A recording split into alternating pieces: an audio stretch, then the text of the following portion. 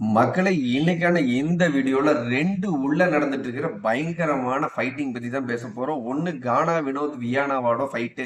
இன்னொன்னு நம்ம தர்பூசணி வந்து நம்ம விஜய் பார்வதி போட்ட இன்ஜெக்ஷன்ல தான் வேலை செய்வார். அடிக்கடி தர்பூசணியில விஜய் பார்வதி ஊசி போடுறது வழக்கம். அப்படி போட்ட ஒரு ஊசியினால உள்ள கனி டீம் அன்பு கேங்க வந்து பயங்கரமா தர்பூசணி வச்சு உடஞ்சி பைத்தியகாரத்தனமா இருக்கிற ட்ரெஸ் எல்லாம் கழட்டி எரிஞ்சு நம்ம தர்பூசணி வந்து இனிமேல் அந்த டாஸ்க் விளையாட மாட்டேன் அப்படின்னு சொல்லிட்டு போறாங்க. என்னெல்லாம் நடந்தது அப்படிங்கிறது இந்த வீடியோ முழுசும் பாத்தீங்கன்னா மட்டும்தான் புரியும். வீடியோ பார்க்கறதுக்கு முன்னாடி இப்பதான் ஃபர்ஸ்ட் டைம் நம்மளோட சேனலை பார்க்குறீங்கன்னா மறக்காம லைக் பண்ணிருங்க, கமெண்ட் பண்ணிருங்க.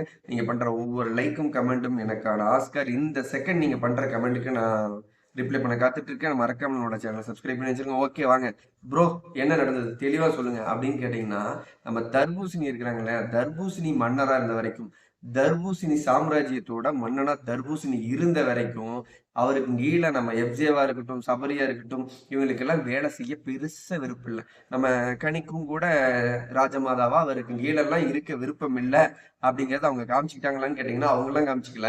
நம்ம விஜய் பார்வதி வந்து நம்ம தர்பூசணியில ஊசி குத்தி, ஆனா நீ மன்னரா இருக்கிறது வந்து அவங்களுக்கு எல்லாம் பிடிக்கல அப்படின்னாங்க. உண்மை என்னன்னு கேட்டீங்கன்னா, விஜய் பார்வதி அடுத்தது இளவரசி ஆகுறாங்க. அதுக்கான முயற்சியா தர்பூசணியை கிளப்பிடுறதுக்கான ஒரு ரூலை தான் பார்த்தாங்க. ஏன்னா தர்பூசணி மன்னரா பெருசா செயல்படாம இருந்தா அடுத்த இளவரசி மன்னர் இப்படி மாத்தி ஏதாவது தேர்ந்தெடுக்க நினைக்க வாய்ப்புகள் இருக்குது. அப்படிலாம் ஏதாவது நடக்கும் அப்படின்னு விஜய் பார்வதி போட்ட ஸ்கெட்சா என்னன்னு தெரியல. பட் கனிக்கு தர்பூசணி மேல பெரிய ஒண்ணு எல்லாம் இல்லை. அதே மாதிரி சபரியா இருக்கட்டும், எப்ஜாவா இருக்கட்டும், அங்கங்க வந்து ஐயோ எனக்கு என்னடா ரொம்ப ஒரு சேவகன் மாதிரி ஒரு வேலை கொடுத்துட்டாங்களே அப்படிங்கறத எப்ஜே கிட்ட எல்லாம் பார்க்க முடிஞ்சது. சபரி தனக்கான வேலையும், அதாவது அந்த தலை டாஸ்க்கு உண்டான வேலைகளும் அங்கங்க சிறப்பா தான் செஞ்சுட்டு இருந்தாங்க. சரி ஓகே, எப்படி ப்ரோ கலவரம் வெடிச்சுது அப்படின்னு கேட்டீங்கன்னா, நம்ம இவருங்க தர்பூசணி தர்பூசணி கிட்ட ஆல்ரெடி விஜய் பார்வதி நைட்டு வந்து ஒரு ஊசி போட்டு வைக்கிறாங்க. ஆனா நீ வந்து மன்னரானது நம்ம சபரிக்கா இருக்கட்டும், எப்ஜேவாக்கா இருக்கட்டும், கணிக்கா இருக்கட்டும், ராஜமாதா இவங்களுக்கு எல்லாம் பிடிக்கல. அதனால அங்கங்க உன்னை எப்படியாவது தூக்கி விட்டுறணும் அப்படிங்கிற முயற்சியில தான் வேலை பார்த்துட்டு இருக்கிறாங்க அப்படின்னு சொல்லி ஒரு ஊசியை போட்டு வச்சிருப்பாங்க இல்லையா? அந்த ஊசி வந்து நம்ம தர்பூசணி வேலை செய்யறாரு.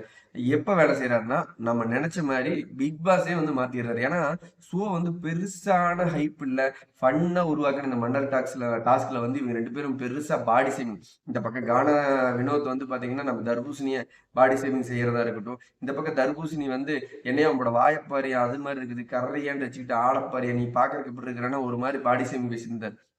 பார்த்தா கானாவினுக்கு சும்மா விடுவாரு. பூசணிக்காய் தூக்கிட்டு வந்து உள்ள வச்சிருக்காங்க. மண்ணா உன் காலில் என்ன புண்ணா அப்படி இப்படின்லாம் ஒரு பாட்டு எழுதி ரொம்ப கலாய்ச்சிட்டு இருந்தாரு. இவங்க 2 பேரும் என்னடா இப்படி அடிச்சுட்டு திரியிறானுங்க, பெருசா டாஸ்க் போகாதோ அப்படின்னு நினைச்ச பிக் பாஸ் உடனே இந்த வாரம் ப்ரோமோ பார்த்துட்டு இருந்தவங்க இந்த செகண்ட் வந்து நம்ம ப்ரோமோக்கு முன்னாடி ப்ரோமோல வந்து பாத்தீங்கன்னா லைவ்லயே மாத்திடுறாரு. என்னன்னு மாத்திடுறாருன்னா, இனி வரும் நாட்கள்ல வந்து நம்ம விக்ரம் வந்து இந்த கானா டீமுக்கு வந்து அவர் தான் மன்னர். இந்த பக்கம் நம்ம விஜய் பார்வதி நினைச்ச மாதிரி தர்பூசணி சாம்ராஜ்யத்தோட இளவரசி, முடிசூடா இளவரசியா வாழ்ந்துட்டு இருக்கிறாங்க நம்ம விஜய் பார்வதி. இது ரெண்டையும் பிக் பாஸ் வந்து இடையில மாட்டி விட்டுறாரு. ஏன்னு கேட்டீங்கன்னா, இந்த 2 பேரும் சேர்ந்துட்டு பாடி சேவிங் பண்ணிட்டு, வார்த்தைகள் லூஸ் டாக் விட்டுக்கிட்டு நம்ம ஓவரா பண்றாங்களோ, இது ஏதோ தப்பா போய் முடியறதுக்கு வாய்ப்பு இருக்குது, டாஸ்க் வந்து பெருசா போகாது அப்படின்னு நினைச்சு பிக் பாஸ் மன்னர் 2 பேர்த்தையும் சேஞ்ச் பண்ணி விடுறாங்க. இந்த பக்கம் நம்ம விக்ரம், இந்த பக்கம் விஜய் பார்வதி. இப்படி மாத்தி விட்டதுக்கு அப்புறம் ராஜா மாதாவே ஒரு செகண்ட் என்னடா பார்வதியா அப்படின்னு அப்படிங்கிற அளவுக்கு விஜய் பார்வதி வந்து வன்மத்தை எல்லாத்தையும் தூக்கி ஓரமா வச்சுட்டு இறங்கி இளவரசியாவே வாழ ஆரம்பிச்சிட்டாங்க. இதுல தர்பூசணியோட பதவி போனதுக்கு அப்புறம் அந்த ஆளுக்கு மனசே இல்லை. இப்பதான் அங்க கனி கூட ஃபைட் ஸ்டார்ட் ஆகுது. என்ன இருந்தாலும் கனி, ராஜமாதா, நீங்க வந்து நான் அரசராகிறது பிடிக்காம நீங்களா இருக்கட்டும், சபரியா இருக்கட்டும், எப்ஜேவா இருக்கட்டும், எனக்கு ஆப்போசிட்டான வேலைகள் பண்ணிட்டு இருந்தீங்க தானே அப்படின்னு ஆரம்பிக்கிறாரு. விஜய் பெறுவதுக்கு ஐயையோ இந்த ஆளுக்கு நம்ம நைட் அணுகாம போட்ட ஊசி வெளியில வந்து வெளிக்காட்டுறாரு, எங்கேயாவது நம்ம தான் சொன்னான்ங்கிற மாட்டி விட்டுட்டா இப்ப இருக்கிற அந்த இளவரசி பதவிக்கு ஏதாவது வாய்ப்பு வந்துருமே நம்மன்னு முடிச்சிட்டு இருக்கிற நேரத்துல சபரி வந்து முடிவு பெறாரு. நம்ம வீட்டு தலையா கனிக்கும் இவங்களுக்கும் நடந்த போட்டியில இவர் என்ன பண்றாருன்னா, கடுப்பாயி ஐயோ அப்படிங்கிற அளவுக்கு ஒரு பிரச்சனை போகும்போது 2 பேருக்கு இடையில ஒரு காம்ப்ரமைசேஷன் பேசலாம் அப்படின்னு சொல்லிட்டு பெட்ரூம்ல கூட்டிட்டு போயிட்டு கனியும் சபரியும் உட்கார வச்சு பேசுறாங்க. என்னதான் நடந்தது உங்களுக்கு? சபரி வந்து கனியவும் நம்ம தர்பூசணியும் உட்கார வச்சு பேசுறாங்க. என்னதான் நடக்குது அப்படின்னு சொல்லிட்டு, என்ன இருந்தாலும் கனியக்காவுக்கு நீங்க எல்லாருமே வந்து நான் மன்னரானதை பிடிக்காம தான் இந்த மாதிரி வேலைகள் பார்த்துட்டு இருந்தீங்க அப்படிங்கும்போது விஜய் பார்வதி உள்ள வர்றாங்க. ஏன் உள்ள வர்றாங்கன்னா, நம்ம தான் இந்த ஊசி போட்டா நம்ம தான் எடுத்து கொடுத்தங்கிறத இந்த ஆள் ஒரு மாதிரி உளறி தள்ளிட்டாருன்னு என்னடா பண்றது? ஏன்னா இவர் தான் மனசுக்குள்ள ஏதாவது சொல்லிட்டோம்னா வச்சுட்டே இருக்க முடியாது. அவருக்கு ஃபேவரா அந்த வாய்ப்புகள் இருக்கிற வரைக்கும் தர்பூசணி கம்முன்னு இருப்பாரு. எப்ப ஆப்போசிட் ஆகுதோ அப்ப யாரெல்லாம் தனக்கு என்னென்ன போட்டு கொடுத்தாங்களோ அதை எல்லாத்தையும் காமிச்சு கொடுத்துருவாரு. இந்த ஆள் அந்த மாதிரி வேலை எல்லாம் பார்ப்பாரு. அதனால விஜய் பிரதாப் வந்தது உடனே டக்குன்னு சபரி, பார்வதி நாங்க வந்து பேசிட்டு இருக்கிறோம், கொஞ்சம் டிஸ்டர்ப் பண்ண வேண்டாமே அப்படின்னு. இல்ல இருக்கட்டும் அப்படின்னு சொல்லி தர்பூசணி எப்பயுமே இல்லப்பா ஒண்ணும் இல்ல நம்ம பார்வதி இருக்கட்டுமே அப்படிங்கும்போது அவரே இருக்கட்டும்னு சொல்றாருல்ல சபரி அப்படின்ட்டு நம்ம விஜய் பிரதர் சொல்லு சபரி ஸ்ட்ரிக்டா சொல்றாரு. இவங்க 2 பேருக்குள்ளயும் பிரச்சனை. இந்த டாபிக் பத்தி நான் பேசிட்டு இருக்கிறேன், தயவு செஞ்சு நீ கிளம்பு பார்வதி அப்படின்னு சொன்னோன்னே ஐயோ என்னடா கிளம்ப சொல்லிட்டானே அப்படின்னு நினைச்சேன். பார்வதி வந்து ஆனா உனக்கு நான் வந்து எப்பயுமே அப்படிதான் நல்லதுதான் நினைப்பேன், கொஞ்சம் பாத்துக்கணும் அப்படி இப்படின்ட்டு ஒரு பிட்டு வெளியில சொல்லிடாதனா அப்படின்னு சிம்பாலிக்கா சொல்லிட்டு போன மாதிரி இருந்தது. யானாலையும் இந்த இடத்துல ஒரு பாயிண்ட் நான் நோட் பண்ண விரும்புறேன். என்னன்னு கேட்டீங்கன்னா விஜய் பார்வதி வந்து நம்ம தர்பூசணிக்கு எதிராக ஒரு வாக்குமூலம் கொடுக்குறாரு. அது என்னன்னு கேட்டீங்கன்னா அரோரா இளவரசி பேசிட்டு இருக்கும்போது தர்பூசணி வாய் மூடுமா எடுத்துமா அப்படிங்கிற மாதிரி ஏதோ ஒரு லூஸ் டாக் வார்த்தை வந்து விடுறாரு. அப்போ விட்டதுக்கு அப்புறம் அரோரா வந்து ஹவுஸ்ல இருக்கிற ஒட்டுமொத்த பேர்கிட்டையும் போயிட்டு அந்த வீட்டுல எல்லாத்தையும் புலம்புது. ஏன்னா வந்து பேசக்கூடாது நீங்க எடுத்துமா அப்படின்னு வந்து தர்பூசணி சொல்லிட்டாரு. என்ன இருந்தாலும் அது வந்து கேளுங்க அப்படி இப்படின்னு சபரியெல்லாம் உட்கார வச்சு கேட்டுட்டு இருக்கிறாங்க. இது வந்து அரசவைக்கு போகுது. நம்ம இளவரசி வந்து என்ன தீர்ப்பு கொடுக்குறாங்கன்னா தர்பூசணி வந்து அரோரா கிட்ட மன்னிப்பு கேட்கணும், இதுதான் என்னோட தீர்ப்பு அப்படின்ட்டு. உடனே இருந்தாலும் ஐயோ எங்கன்னா வந்து மன்னிப்பு கேட்க வச்சிட்டியா? என்ன இருந்தாலும் கூட விஜய் பார்வதி கூட தர்பூசணி வந்து க்ளோஸா இருக்கிற மாதிரி இருப்பாரு. இந்த ஆளுக்கு ஆப்போசிட்டா ஏதாவது விஜய் பார்வதி பண்ற மாதிரி இருந்தா இந்த ஆள் தனியா பிடிச்சி கிளம்பிடுவாரு. அந்த மாதிரி நம்ம வேற ஒரு மன்னிப்பு வேற கேட்க வச்சுட்டுமே இந்த ஆளுகிற கனி நீங்க கனிக்கெல்லாம் வந்து உனக்கு மன்னரானது பிடிக்கல அப்படிங்கிற நம்ம சொன்ன அந்த டாபிக் எல்லாம் சொல்லிடுவாங்களா என்னமோ அரண்டு மிரண்டு அந்த இடத்துல போக மாட்டான்னு நின்றுட்டு இருந்தேன். சபரி ஸ்ட்ரிக்டா இல்லை நீ போய் தான் ஆகணும் அப்படிங்கிற மாதிரி கிளப்பி விட்டுறாங்க. அப்ப நான் பாத்துக்கலாம் அப்படிங்கிற மாதிரி சொல்லிட்டு பார்வதி கிளம்புது. இந்த மாதிரி தர்பூசணி ஒரு பக்கம் கனி கிட்ட சண்டைக்கு போறதா இருக்கட்டும், விஜய் பார்வதி வந்து மன்னிப்பு கேட்க சொல்லும்போது உடனே அந்த ட்ரெஸ் எல்லாம் உருவி எரிஞ்சிட்டு இருந்தாலும் நான் டாஸ்க்கும் பண்ண மாட்டேன் ஒன்றும் பண்ண மாட்டேன் போங்கடா அப்படிங்கிற மாதிரி ஒரு பக்கம் கத்திட்டு போனாரு. அடுத்து கானா வினோத்துக்கும் வியானாவுக்கும் உண்டான அந்த ஃபைட்டை பத்தி தான் பார்க்க போறோம். பார்க்கறதுக்கு முன்னாடி வீடியோ பார்த்துட்டு இருக்கேன், நீங்க லைக் பண்ணிருங்க. இந்த லைவ்ல பார்த்தவங்க எல்லாருமே தர்பூசணி கானா வினோத் என்ன பண்ணாங்கிறத மறக்காம கமெண்ட் பண்ணுங்க. ஓகே, கானா வினோத்துக்கும் நம்ம வியானுக்கும் இடையில என்ன நடந்தது அப்படின்னு கேட்டீங்கன்னா கானா வினோத் உள்ளவே கானா பாடி வேற லெவல்ல தரமா தர்பூசணி வச்சு செஞ்சுட்டு இருக்கிறாரு. அந்த இடத்துல ஒரு ஹிந்தி பாட்டு பாடுறாருங்க. அந்த ஹிந்தி பாட்டுல ஒரு தவறான ஏதோ ஒரு வார்த்தை இருந்திருக்குது, நம்மளால அண்டர்ஸ்டாண்ட் பண்ண முடியல. ஏன்னா நம்ம தமிழன் ஹிந்தி பெருசா நம்மளுக்கு தெரியல.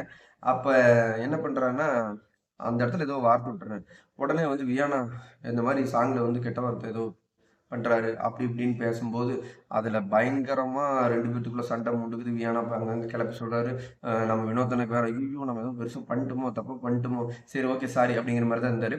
பத்ததுக்கு பிக் பாஸ் அந்த இடத்துல ஒரு சரியான வார்னிங் கொடுத்தாரு. என்னுடைய சிசியன் அப்படின்னு சொல்லி நம்ம அந்த அந்த சாண்டி டான்ஸ் மாஸ்டர், அந்த சாண்டி டான்ஸ் மாஸ்டர் ஒரு ஷோல வருவார். எவ்வளவு அமைதியா இருப்பாரு.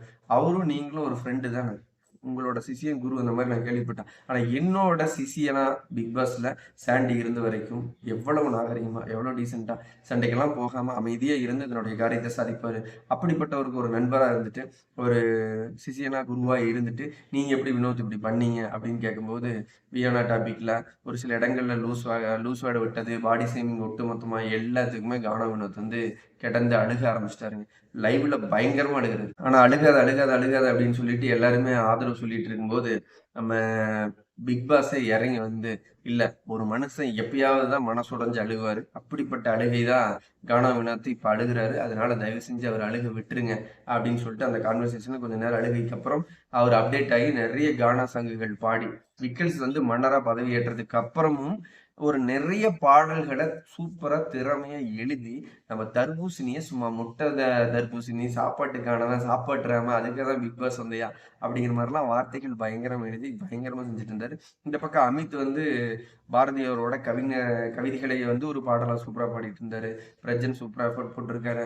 நம்ம திவ்யா வந்து பாத்தீங்கன்னா உள்ள கழகம் மூட்டி மிகப்பெரிய ஒரு கல்யாணத்தை நடத்தி அந்த கல்யாணம் விக்கலுக்கு வந்து அங்க இருக்கிற இளவரசிகள் ஏதாவது ஒரு இளவரசியை கல்யாணம் பண்ணி வச்சிடணும் அப்படிங்கிறதுக்காக பயங்கரமான வேலைகள் செஞ்சுட்டு இருந்தாங்க. இன்னைக்கான லைவ் கொஞ்சவே கானா வினோத்தும் தர்பூசணியும் தாண்டி இவங்க 2 பேத்துக்கு இடையில பயங்கரமா ஒரு போர் மாரி, இந்த பக்கம் இவங்க ஆடுறது, அந்த பக்கம் அவங்க பாடுறதுங்கிற மாரி ஒரு மாரி தான் லைவ் போயிட்டு இருந்தது. இனி வரும் அடுத்தடுத்த நாட்கள்ல இந்த டாஸ்க் கன்டினியூ பண்ணலாமா வேண்டாமாங்கிறது லைவ் ஸ்ட்ரீமோட வியூஸை பொறுத்து, எபிசோட வியூஸை பொறுத்து, உள்ள கண்டென்ட் ஷோ எப்படி போகுதுங்கிறத பொறுத்து தான் மாறும். நாளைக்கு தொடர்ந்தால் அடுத்தடுத்து மன்னர்கள் எல்லாம் மாறக்கான வாய்ப்புகள் இருக்குன்னு நினைக்கிறேன். இந்த வீடியோ பார்த்துட்டு இருக்கிற நீங்க மறக்காம லைக் பண்ணுங்க, கமெண்ட் பண்ணுங்க, நம்மளோட சேனலை சப்ஸ்கிரைப் பண்ணி வச்சிருங்க. பிக் பாஸ் பத்தின லைவ் அப்டேட்ல அடுத்தடுத்த வீடியோல சந்திக்கலாம். பாய்.